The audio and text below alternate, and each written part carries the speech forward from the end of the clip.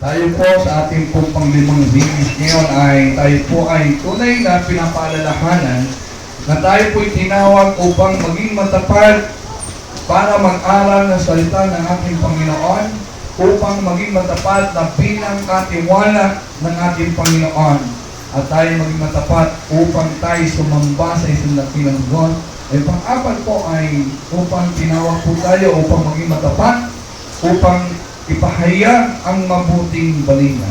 Ngayong pong umaga, ay nais ko pong buksan ang inyong mga puso at isipan na tunay na ma-focus tayo sa atensyon na yung mga ating pinag-aralan na mga apat na series na ito ay hindi po natin magagawa kung tayo po ay magkukulang sa ating pong pag-aaralan ngayon. Na kailangan po ay maging matapat po tayo sa pananalangin. No? Kaya nga po, mahalaga po na tayo ay matutong manalangin. No? Para magawa po natin yung apat na ating po ng aralan sa atong lesson. Sabi po sa Ephesians chapter 6 verse 18, kung inyong pong Biblia, bubuksan ang inyong mga Biblia, ang sabi po dito sa verse 18, okay, ang lahat ng ito'y gawin ninyo sa pamamagitan ng mga panalangin at pagsamo. Manalangin kayo sa lahat ng pagkakataon sa patnubay ng Espiritu, kaya't lagi kayong maghihanda at patuloy na manalangin para sa lahat ng hinirang ng ating Panginoon. Alam niyo po yung panalangin, ito po yung bagay na ito ay nade-develop po natin habang tayo ay lumalago sa ating pananampalataya at lumalago sa pagkaunawa po natin sa salita ng ating Panginoon. Ang sabi po ni Richard Twister, to pray is to change. Ang manalangin daw po ay para tayo ay mabago. Ang sabi niya po, ang panalangin daw po ay ito po yung pinaka-sentro na ginagawa ng ating Panginoon o ginagamit ng ating Panginoon para tayo ay baguhin. At kung hindi daw po tayo, o hindi daw po natin nais na manalangin, no? Hindi po nais tayong magbago sa ating buhay. Kung inaabando na po natin ang panalangin, no? Hindi po makikita po sa atin yung pinakatanging karakteristik o natatanging karakteristik o katangian sa ating buhay. Ano po ba yung panalangin? Kung tinatanong po natin, ano ba yung panalangin? Sinasabi ko na. Sa dictionary po, ang sabi po nila, prayer is reverent petition to God or another object of worship. Ito lang petition, no? Kaya lang may kasunod po doon o sa mga bagay na sinasamba ng tao.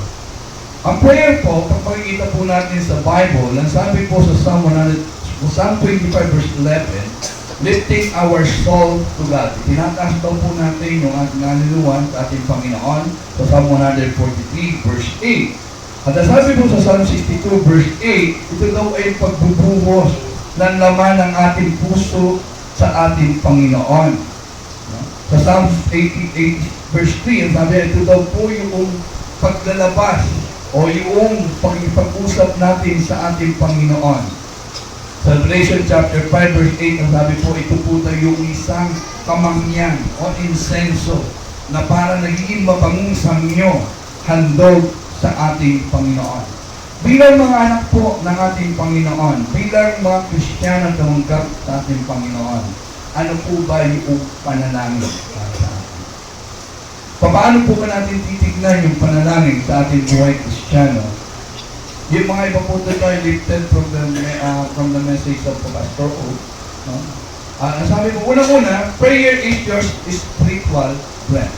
Ay ibig sabihin ng panalangin daw po, ito po daw ay dapat na hininga ng bawat isang tao. Kung paano ang salita ng ating Panginoon, ito po yung nagbibigay ng nutrition sa atin. Nagbibigay ng kalakasan sa atin, mga espiritu at sa ating kaluluwa. Ang ating panalangin daw po ay hindi lamang bahagi ng ating buhay, kundi ang ating panalangin ay ito yung ating buhay. Hindi lang po bahagi, kundi ito mismo yung ating buhay. Maaari po tayong tumagal ng ilang araw na walang pagkain at walang inumin. No? Di po ba? Ating Panginoon, si Moses, nag-fast for 40 days without food and water. Marami pong gumawang Kristiyano po.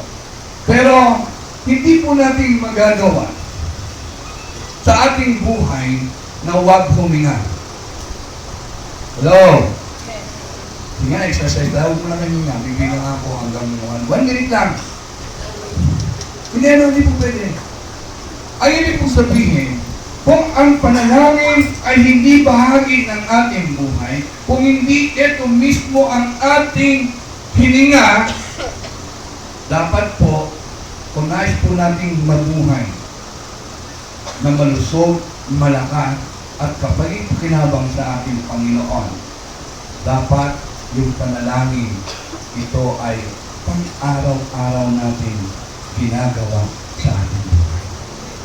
Hindi nakakaliksaan. No? Hindi nagiging isang parang sisunan lamang ang panalangin. Pag-prayer meeting lang nandito sa kapo na ngayon. Hindi po ito bahagi na inyong buhay. Kung hindi ito ang iyong hininga upang tayo mabuhay sa spiritual. Pangalawa po, prayer is having conversation with God. No? Ang panalangin daw po ay isang pakikipag-usap sa ating Panginoon. Pakikipag-usap sa Diyos. Kung makikita po na natin ang ating Panginoon sa Kristo, ang panalangin po ay, ito po yung way of life niya. Ito po yung tayo na. Sa Luke chapter 6 verse 12, ang sabi po ito sa English translation, napasahin ko po sa inyo ng Bible. Now it came to pass in those days that he went out to the mountain to pray and continued all night in praying to God. Kung makikita po natin, ang ating Panginoon Jesucristo ay tunay na nananalangin at siya po ay nakikipag-usap sa kanyang Ama. No? Talagang nakikipag-usap po siya sa ating Ama sa pamamagitan ng panalangin. No? At dahil ang ating Panginoon Jesucristo at sinasabi niya sa kanyang mga disciples, dapat ang panalangin ay hindi lamang isang religious activity. Hello, church?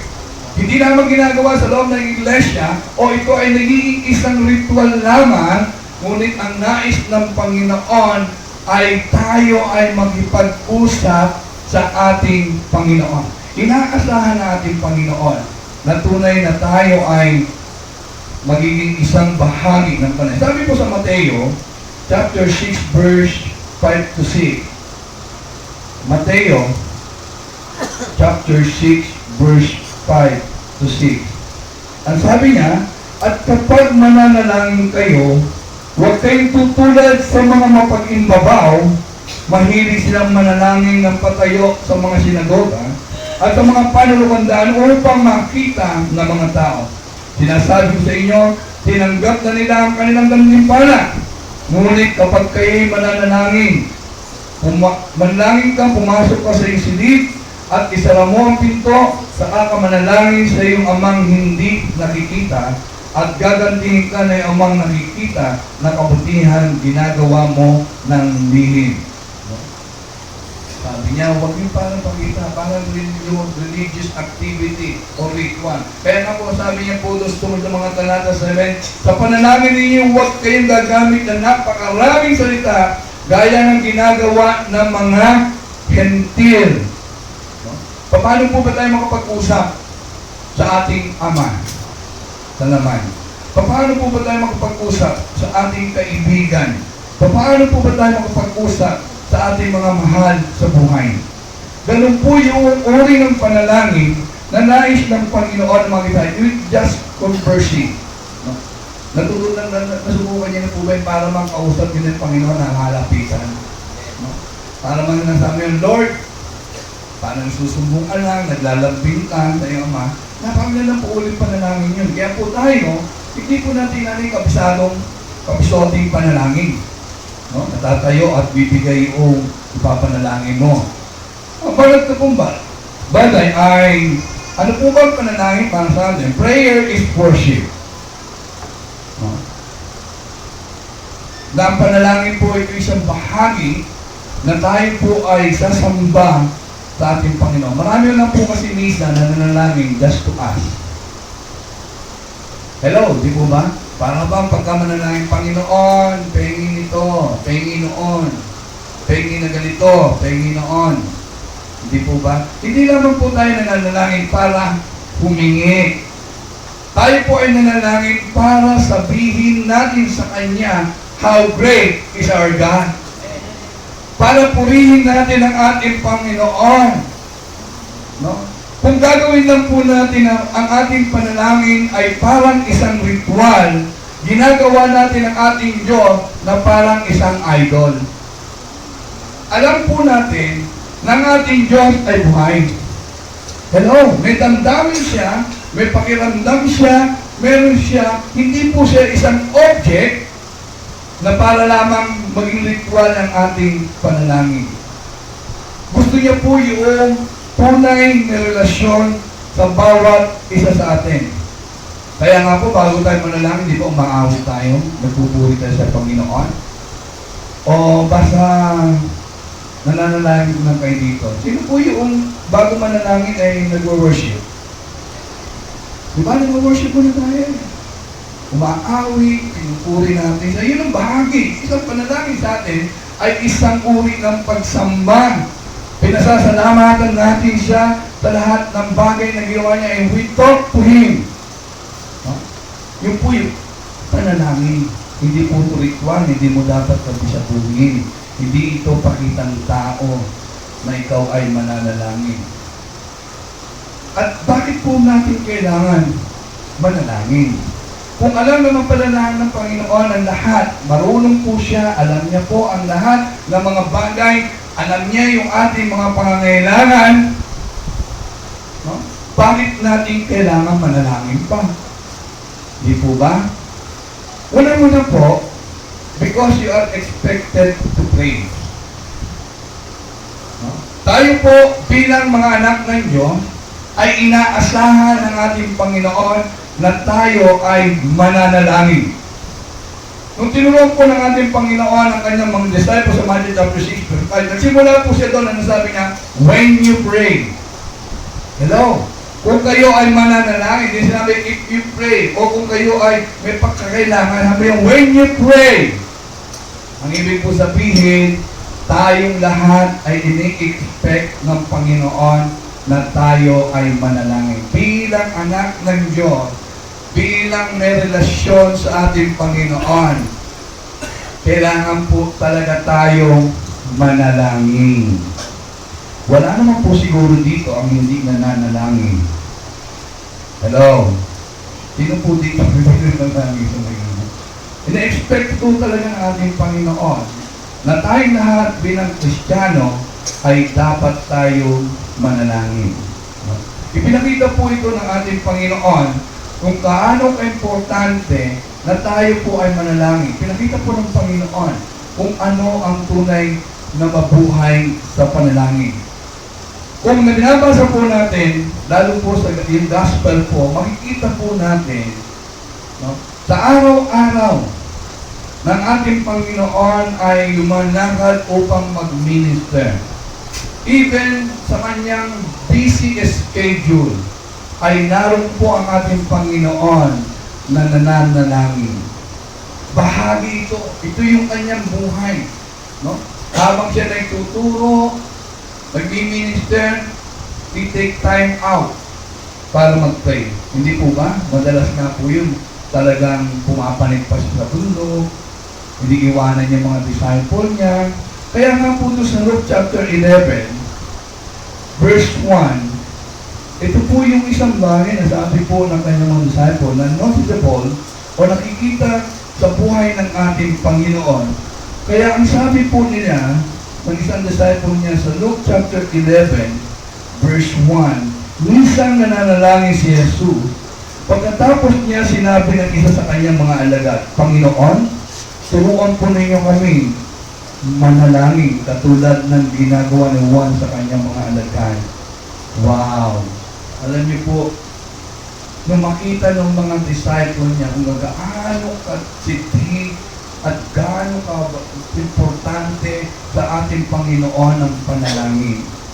Ang sabi ng isang disciple niya, Lord, turuan mo nga kami kung paano manalangin. Hindi naman niya sinabi, Lord, turuan mo nga kami kung paano talaga magpagaling ng mga may karamdaman na yan. Ano ba? Magpalayas ng mga demonyo na yan. Siguro, habang sa ministry, nakikita ng ating Panginoon. No? Kung manalangin ng ating Panginoon o kung magpalayas ng demonyo, parang ganun lang, no? Umayas ka. Pero meron ng pagkakataon sa Bible, yung mga disciple niya, yung mga demonyo, hindi mapalaya. Kaya sabi ng ating Panginoon, hindi yan ba sabay siya napapalaya? Yan ay napapalaya sa pamamagitan ng pag-aalino at panalangin. Kaya sabi niya, magitan na wow. Sabi niya, Panginoon, turuan mo nga kami kung paano manalangin. Alam ko po, marami pa po sa atin ang tunay na hindi talagang marunong manalangin. Nasabi pa natin sa ating Panginoon, Panginoon, turuan mo kami kung anong uri ng panalangin ang tunay na makapagbibigay ng kasiyahan sa iyo. Mahalaga po yun eh. Kaya nga po sabi po ni Pablo sa kanyang sulat sa Romans chapter 12 verse 12, Romans chapter 12 verse 12, Magalak kayo dahil sa inyong pag-asa, magtiyaga kayo sa inyong kapaghatian, at lagi manalangin. Kung titignan po natin ang buhay ng ating Panginoon, yung pagtatagumpay niya sa krus ng Kalbaryo ay unang nagtagumpay siya sa pamamagitan ng panalangin. Amen po ba? Natatandaan niyo po yung ng prayer in Gethsemane? Noong talaga may struggle siya, talagang sa tindi na kanyang panalangin, dahil sa kanyang tigas na pagkatao noon ay nagkakaroon siya ng struggle. Sabi niya, Lord, not my will, but thy will be done. Talagang pinunog ng ating Panginoon sa panalangin yung struggle niya, sa pagiging tao niya at that time. Kaya nga po, tayo na dapat makita po natin kung gaano ka-importante. Ipinakita sa atin ng ating Panginoon kung gaano ka-importante sa buhay ng isang Kristiyano ang panalangin. Pero marami po mga Kristiyano ang tamad manalangin. And praise the Lord, pagka Wednesday, marami na pong masisipag na manalangin. Sana sa next Wednesday, madagdagan pa yung mga masisipag na ito. Mga kabataan, wala pa siya. Sabi po ni John Maxwell, the detonator, the church's lack today is prayer. Yung daw mitya na magsisimula upang ang iglesia ay sumabog, lumago, lumakas, ay yung pananalangin. Sabi po, it has the power, ito daw may kapangyarihan to ignite the dynamite of the gospel. Gusto niyo po ba maligtas sa inyong mga mahal sa buhay? Gusto niyo ba maligtas sa inyong mga kapitbahay? Then ito po yung susi, ito po yung mitya upang ang bawat isa ay tunay na makatagpo ng kaligtasan. Ito po yung nagkukulang sa bawat Kristiyano. Walang mitya upang sumabog na ay pahayag ang mabuting balita. Alam niyo pagka isang bomba, isang dinamita, walang mitya, wala pong silbihan. Hello? Hanggat hindi sinisindihan yung mitya na yan, may mitya man yan, wala rin silbihan. Kaya po tayo ngayon ng Kristiyano, tayo po ay katamad-tamad manalangin. Kailangan po natin ang panalangin. At ito po ay pinakita ng ating Panginoon kung gaano kahalaga. Why pray? Because you need to deepen your relationship. Bakit kailangan po tayo manalangin? Upang lumalim po ang relasyon natin. Kanino? Sa ating girlfriend, sa ating boyfriend? Hindi. Kailangan natin manalangin para mas lalong lumalim ang relasyon natin unang-una sa Diyos. Di po ba? Ang panalangin po ay hindi para tayo makakuha ng mga bagay na gusto po natin sa ating Panginoon. Nais ng Diyos na maging malapit sa inyo. At magagawa niyo lang yan na maigi hindi lamang sa pag-aaral sa salita ng ating Panginoon, kung hindi sa pamamagitan ng pagkikipag-usap sa ating Diyos sa pamamagitan ng panalangin. Paano po ba lumalalim ang isang relasyon? Hindi po ba through communication? Yung constant communication sa pag-uusap. Miski sa kaibigan, miski sa mga girlfriends, miski sa mag-asawa, yung komunikasyon po ay pinakamabisang paraan upang lalong higit na makilala natin ang bawat isa. Upang lalong lumalim ang relasyon natin sa ating Panginoon. Paano po tayo lalalim ang relasyon natin sa ating Panginoon kung hindi natin siya kinakausap? No? Pagkakausapin lang po niya natin siya pag may kailangan tayo. Hindi po ba? Miski man po sa relasyon ng mga magulang at sa anak. Hindi po itinatutuwa ng magulang. Nakakausapin ka lang ng anak dahil sa mayroong kailangan. Hindi po ba? Hindi po ba yung mga anak dito na gano'n na sistema sa bahay? Hindi, no? Mas gusto po ng magulang na minsan nagkakaroon kayo ng komunikasyon, ino-open mo yung puso mo sa kanila at upang lalong lumalim at makilala ka na. Kasi yung mga anak sa mga magulang, hindi naman ganun kalalim ang pagkakilala sa bawat isa. Minsan may mga maling, mga kaisipan. Pero sa ating Panginoon, ganun din ang gusto natin, Panginoon. Gusto po natin lalong lubos sa makilala. Talk to your God. Sa pamamagitan ng panalangin. Spend time with Him sa pamamagitan ng panalangin. Pangalawa, upang lumalim ang relasyon natin sa banal na Espiritu. Magbibigyan po tayo ng pangunawa ng banal na Espiritu upang maunawaan natin ang salita ng ating Panginoon. Maaari na tayong bigyan ng boldness upang tayo ay mag-speak o maging witness sa Kanya. Maaari na po tayong bigyan ng anointing para sa ating ministry. Ngunit unahin po natin na mas malalim na relasyon sa banal na Espiritu at communion sa banal na Espiritu, you need to pray. You need to pray. No? Ang banal na Espiritu po ay isang bahagi na dapat po natin maunawaan na mahalaga sa ating buhay Kristiyano. Hindi nga po tayo minsan marunong manalangin eh. Kaya nga po ang banal na Espiritu ay isang bahagi upang tayo lalong higit pa ito. Ito yung sabi po sa Romans chapter 8 verse 26 to 27.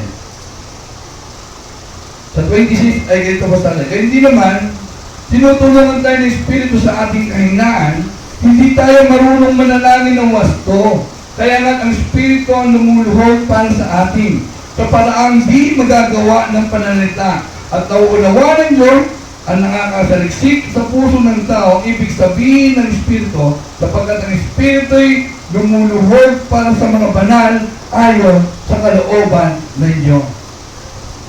Ang banal na Espiritu po hindi isang object. Ang banal na Espiritu ay isang energy. Atin po na pag-aralan, ang banal na Espiritu ay is a person na mayroong karunungan, na mayroong po siyang damdamin, higang biglim, at marunong po siyang magsalita.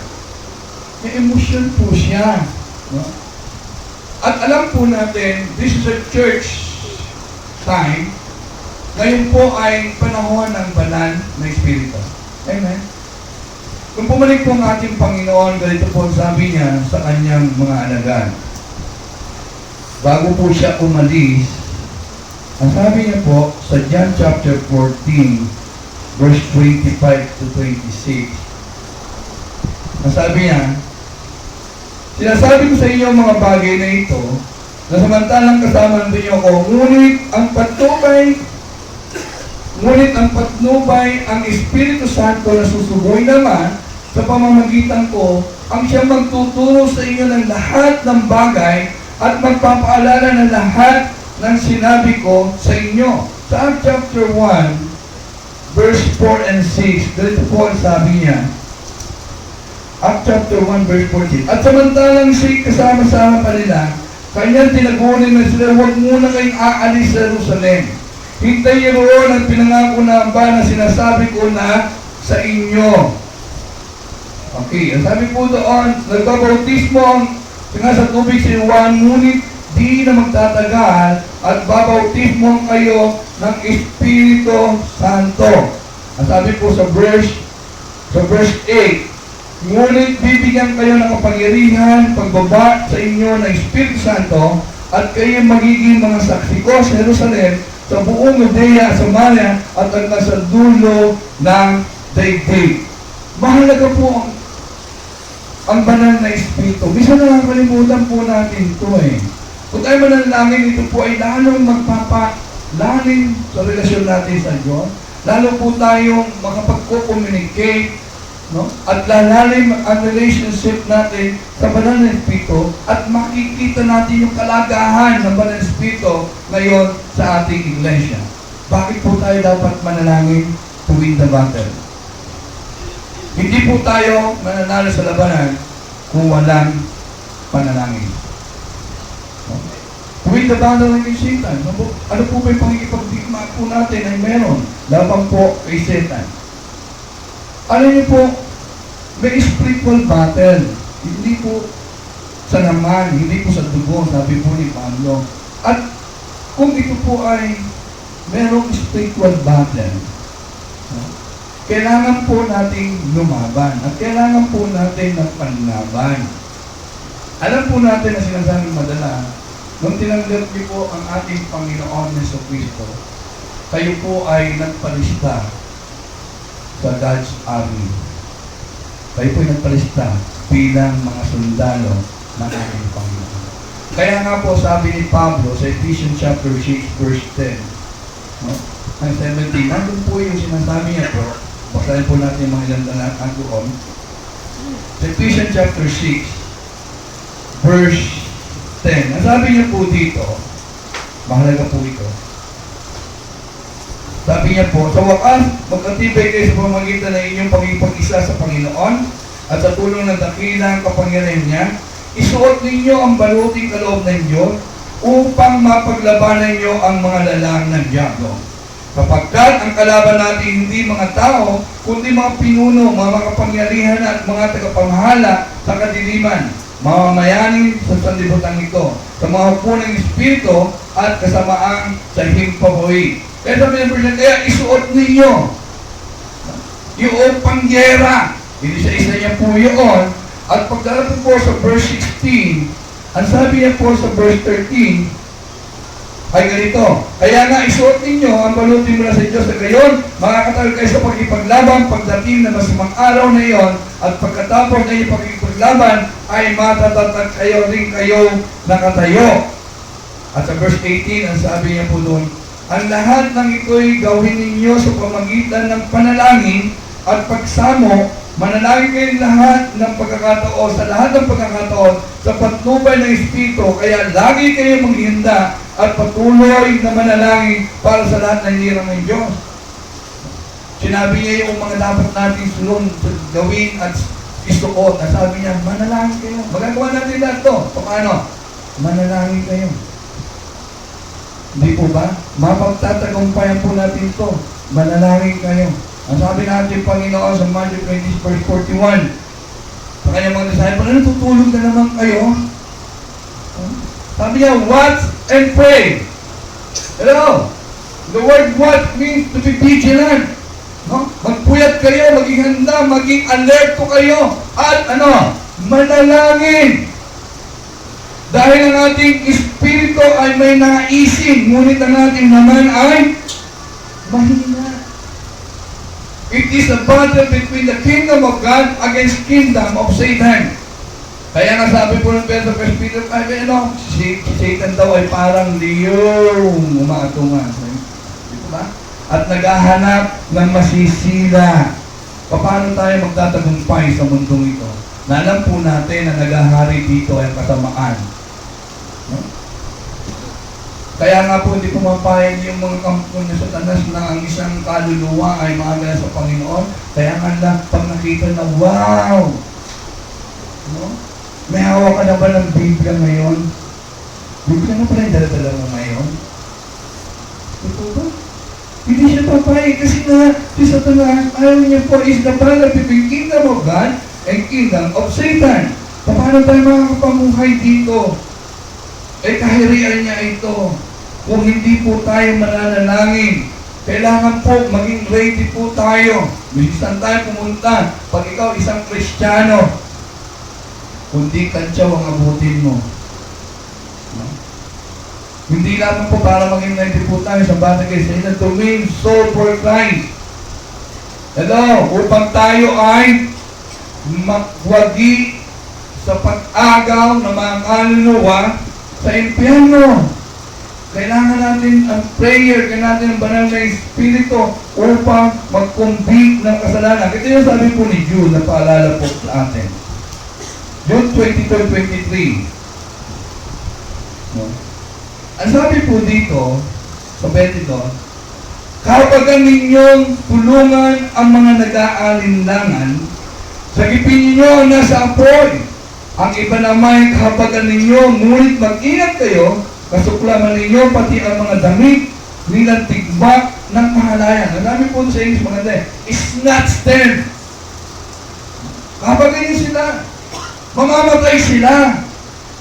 Pupunta sila sa impyerno. Kaya snatch them. Sagipin niyo sila. Paano natin magagawa ito kung hindi po tayo mananalangin? Why pray? Because prayer is effective. Palapangan po natin ang Panginoon. May kapangyarihan ng panalangin. At naririnig po natin sa mga testimony, hindi ko na po kailangan magbigay ng mga halimbawa nyo sa labas ng iglesia. Dito lang po sa ating iglesia, ang Diyos ay sumasagot sa panalangin ng kanyang mga anak. Bakit natin nalilimutan ng panalangin? Samantalang alam natin ng bawat salitang nalalabas sa ating bibig ay hindi nasasayang kung hindi ito ay binibigyan sa atin ng ating Panginoon. Kita niya sabi niya sa Jeremiah chapter 33 verse 3, "Call to me and I will answer you and I will show you great and mighty things which you do not know." Sasagutin daw tayo ng ating Panginoon at ipakikita niya ang mga bagay na kamanghamang na sa ating kalagitnaan, mga bagay na bubuksan ng ating isipan, na malaman na natin yung kalooban ng ating Panginoon. Why pray? Because prayer is effective. Dahil ang Diyos natin sumasagot sa ating panalangin. Importance of corporate prayer. Mahalaga po, bakit pastor, pwede naman pala eh. Pero ang ibig ko sabihin, kung tayo mananalangin na mag-isa, no? Kung ako mananalangin mag-isa, ma-exercise ko lang yung aking pananampalataya na individual. Pero pag tayo ay sama-samang nananalangin, yung pananampalataya ni Sister Judy, yung pananampalataya ni Pastor Dante, yung pananampalataya ni Sister Jane, yung pananampalataya ng ato bawat siya, pag ito'y pinagsama-sama, walang tayong makikitang imposible sa ating Panginoon. Gagawa at gagawa rin. Geographically, may lumalawak. Alam yun, inipasalis nga ng ating Panginoon to sa Matthew chapter 18, verse 18-20, di po ba? Anong daw ang pagkasunduan ng dalawa dito sa lupa ay gagawin sa langit? Di po ba? At sabi ng dalawa, ang nagtitipo sa akin ay in the midst of them. Bino mo dalawa kayo, kasama mo yung Panginoon, nakikinig sa inyong panalangin. Katabi mo ang ating Panginoon. Ang sabi niya, lahat ng inyong pagkasunduan, gagawin ninyo sa langit. Yun po yung important. Kung makikita po natin sa Acts, makikita po natin na kung kumikilos ang ating Panginoon because of their corporate prayer. Kung bumaba po ang banal na Espiritu, sila po ay sama-samang nananalangin sa upper room. Nung po pinalaya sila Pedro, ang mga kapatiran niyo sa Acts 4 ay sama-samang nananalangin. Nung gumawa ang himala ang ating Panginoon, sila ay sama-samang nananalangin.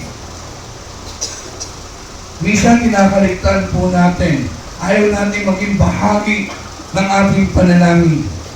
Gusto natin pag Sunday na lamang. Pero alam nyo, yung kanagahan ng panalangin na sama-sama, kung mauunawaan natin ito, at kung ito ay ating gagawin, wow! God will move mightily in this place. Yun po yun. At makikita po natin ito. Kaya nga po, dapat po tayong manalangin at huwag tayong magsawang manalangin. Di po ba sa Luke chapter 18, verse 1-8, kung paano yung widow ay, talagang persistent siya. Wala po siya, widow na siya, wala siya na ulila na, sa asawa. At siya po yung katok ng katok sa judge para magkaroon siya ng pag-asa manalangin na magkaroon siya ng justice. Ibinigay ito sa kanya dyan. Ito yung sabi po ng ating Panginoon sa Luke chapter 18, verse 7 and 8. Ang sabi niya po sa verse 7 and 8 ng Luke chapter 7 and 8, hindi ipinagkait ng Diyos, hindi pagkakait ng Diyos ang katarungan sa kanyang mga hiniran na dumaraing sa kanya araw at gabi. Bagamat sila bagamat tila nagtatagal yon, sinasabi sa inyo, agad niyang igagawad sa kanyang katarungan. Ngunit pagdating ng anak ng tao sa daigdig na ito, may makikita kaya siyang mga taong nananalig sa kanya. Napakaganda po no? Kailangan po maging persistent tayo. Magtsika po tayo. Huwag tayo magsawa. Kung 10 tao kayo nananalangin para maligtas sa inyong mga masalanan, huwag niyo pong tigilan. Ako po ay produkto ng persistent prayer. Hindi po sila tumigil para manalangin. Para po sabi po ng isang kwento, na kinento po ni Paul Harvey. May mag-ina po na pumunta sa grocery. Saan niya po yung 2 years old niya. So, pagkuha po ng cart, nilagay niya yung kanyang anak. So, sa cart, nilagay po din, diba? So, sabi niya doon, anak, mag-grocery tayo, ha? Pero, huwag kang kukuha o bibili ng chocolate chip cookies. Hindi ka bibili. Opo. Tulak-tulak yung cart. Tulak-tulak niya. Hanap siya ng bibili, lagay ng dagat. Ay, hindi kami bakit. Nadaan siya doon sa mga cookies. Nakita ng bata yung chocolate chips cookies. Sabi niya, Mami, pwede naman ng chocolate chips cookies. Gusto kong kumain. Hindi ba ang usapan natin? Huwag kang hihingi. Hindi tayo bibili ng chocolate chips cookies. Hindi naman kailangan. Sit down. Nakaka na naman sila. Hanap na ibang kalaan. Pag-iikot ay bumaksak na naman doon sa chocolate chips cookies. Please, Mami, pengin chocolate chips cookies. Hindi ba usapan na natin? Hindi ka bibili na. Quiet! Puma lang yan. Nalungkot siya ba? At umikot ulit siya. At nung papunta na po siya sa counter, naisip ng bata, wala na akong pag-asa makabili ng chocolate chips cookies. At nung malapit na po siya sa counter, tumayo yung bata sa pangalan ni Jesus! Sabi niya gano'n, pengin chocolate chips cookies! Sa tingin na yun, yung tao nagpalakpakan sa kanya. No? At nung umuwi po sila, through the generosity ng mga shopper, mayroon silang 23 pack ng chocolate chips cookies. No? Hindi po nagsawa, no? Kaya nga, huwag po kayo masasawa sa panalangin. Manalangin lang po kayo ng manalangin. Hindi po ba? Kaya nga po sabi ni Paul sa 1 Thessalonians 5:17, pray without ceasing. Huwag daw tayo tumigil sa panalangin. Alam niyo po yung mga old ministers, mga old school, nagtipon-tipon po sila at pinag-usapan minsan yung mga text na medyo may kahirapan. At isa po dito, yung text ng 1 Corinthians 5:17. Pray without ceasing. After mga discussion, medyo mahirap. Sabi nga, nag-usap-usap po sila. Sabi nga, sige, nag-assign sila na isang pastor na siyang bubuo ng essay, mahaba, upang mapaliwanag upang masunod. Paano ba manalangin na walang hinto?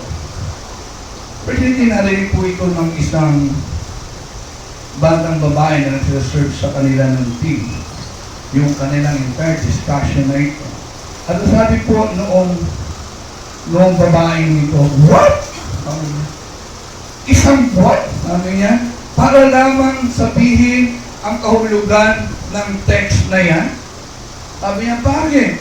Isa yan sa pinakamadali at pinakamahalaga at pinakamagandang text sa loob ng Biblia. Wow, nabigla yung mga passport. Sabi nung medyo katandaan. Well, sabi niya, ano ang masasabi mo tungkol dito? Gusto namin malaman kung paano nauunawaan yung salitang ito. Pwede ba manalangin nang hindi ka tumitigil? O pwede bang hindi mapuputol ang iyong panalangin? O hindi ka titigil sa panalangin? Sabi ng babae, oh yes sir. Oh yes sir, sabi niya. What? Sabi yung sa pastor, sabi niya dito. Ang ibig mo sabihin, sa dami ng ginagawa mo, bilang isang may bahay, meron ka pang panahon na manalangin ng walang tigil. Sino po dito ang busy? No, gusto ko marinig. Sino po dito ang busy? Lalo po yung mga may asawa. Busy sa bahay, busy sa trabaho, lahat ay busy. Listen carefully. This is a challenge nung aking pong nabasa po ito.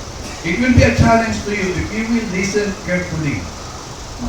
Sabi niya po doon, what? Sabi niya, sabi po ni Mary, why sir? Sinabi niya, ikaw makapagpapinalayan ng walang tigil? Ang dami ng ginagawa mo. Bakit po? Habang dumadami ang aking trabaho, listen! Habang dumadami ang aking trabaho, mas lalo akong nakakapanalangin. Ano yung po sabi niya? Parang nasyak po yung minister. Sabi niya, totoo? Sige nga. Parang, sabihin mo nga sa amin kung paano mo magagawa yan. Sabi po ng Mary, well sir, first, pagmulat ng aking mga mata, hayain talaga gawin mo. Pagmulat ng aking mata, ang unang dalangin ko, Panginoon, buksan mo ang mata ng aking pagkaunawa sa iyo. Yung po yun, yung kagad ng play niya. Kaya habang ako ay nagbibigyan, ako ay nananalangin, Lord, bihisan mo ko ng robe of righteousness. Sabi ko. At habang ako'y naglalabangan, sabi niya, Lord, I ask you, wash me with net of generation. At habang ako ay nagtatrabaho, sabi niya, I pray na bigyan ako ng Panginoon ng kalakasan upang magawa ko ang lahat ng aking ginagawa. Habang nililinis ko at winawalisan ko ang aming bahay, ako sabi niya, Panginoon, bigyan mo ko isang pusong malinis at alisin mo ang mga karumihan sa aking puso. Habang naghahanda ako ng pagkain, ang sabi ng Panginoon, I ask God, pakainin mo ako ng mana. Pakainin mo ako ng mana at painumin ng malinis na milk ng iyong mga salita. At habang ako ay busy sa aking mga anak, I ask God na tunay na gawin niya akong katulad ng mga batang ito on all my day. Sabi niya, lahat ng mga bagay na aking ginagawa, ito ay nagbibigay sa akin ng kaisipan at pagkakataon upang manalangin. Sabi ng matandang pastor, tama na, tama na. Ang lahat ng ito ay ipinakita sa isang batang mga mananampalataya. Sabi niya, go on, Mel, mayo ka, manalangin ka, walang tigil. At sana kami din ay manalangin ng walang tigil. Kumusta po kayo?